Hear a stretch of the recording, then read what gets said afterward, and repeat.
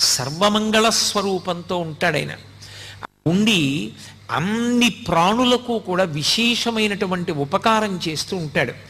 అంత గొప్పగా పరమశివుడు వెలిసినటువంటి క్షేత్రం అరుణాచలం.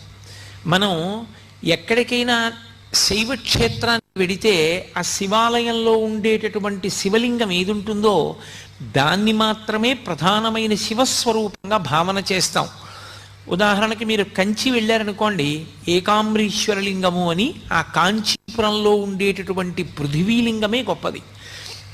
ఆ పృథివీలింగ దర్శనం ప్రధానంగా చేస్తాం. మిగిలినవన్నీ కూడా పరివార దేవతలు ఇతరమైనటువంటి లింగాలు ఉంటాయి శివాలయంలో. కానీ ప్రధానమైన లింగం కాంచీపురంలో పృథివీలింగం. ఆ శివలింగాన్ని దర్శనం చేస్తాం. అరుణాచల క్షేత్రం దగ్గరికి వచ్చేటప్పటికి మాత్రం ఒక్కడే శివుడు అరుణాచలంలో ఉన్నటువంటి